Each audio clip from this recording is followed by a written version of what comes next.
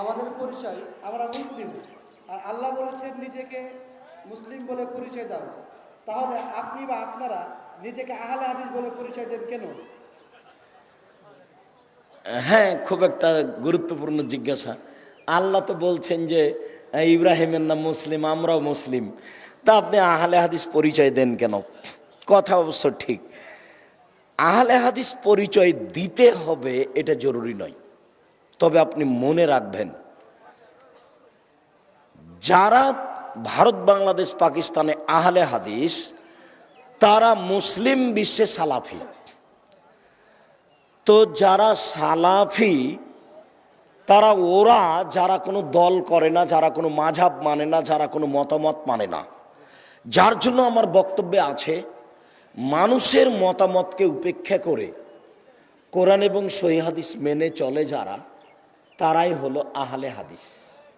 মানে যাদের কোনো মতামত নেই, যাদের কোনো দল নেই, সবাই বলে যে আমি মুসলিম শিয়া, সবাই বলে আমি মুসলিম কাদিয়ানী, সবাই বলে আমি মুসলিম হানাফি, সবাই বলে আমি মুসলিম মাঝ ভান্ডারী, সবাই বলে আমি মুসলিম দেওয়ানবাগী, সবাই বলে আমি মুসলিম চরমনাই, সবাই বলে আমি মুসলিম পাখা।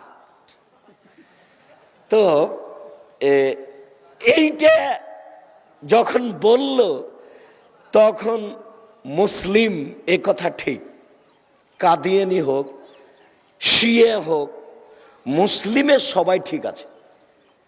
কিন্তু যখন বলছে যে জিবরাইল আসতে ভুল করেছে, আসলে জিবরাইলকে আসতে হতো আলীর কাছে, কিন্তু জিবরাইল ভুলে গিয়ে কার কাছে এসেছে? মুহাম্মদ সাল্লাল্লাহু আলাইহি সাল্লামের কাছে এসেছে। তখন তার মুসলিম কথাটা আছে কি? এই জন্য ভারত, বাংলাদেশ, পাকিস্তানে যারা কোনো মাঝহাব মানে না, কোনো দলের সংকীর্ণতা ভিতরে রাখে না, ওদের একটা পরিচিতি বৈশিষ্ট্যগত নাম হচ্ছে আহলে হাদিস। আহলে হাদিস কোনো দলের নাম নয়, কোনো মতের নাম নয়, কোনো নেতার নাম নয়। যখনই কোনো দল হবে, কোনো নেতা হবে, তখন একাধিক নেতা হবে।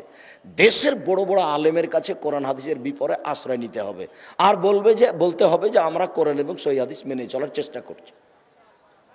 কোনো দল মত নেই, তবু আহলে হাদিস পরিচিতির নাম হলো এইভাবে যে যারা মাঝহাব মানে না, দল মানে না, নেতা মানে না, তারাই হলো আহলে হাদিস। বড় বড় আলেম ওলামার কাছে ফতোয়ার ব্যাপারে আশ্রয় নেবে, বাস। চলেন।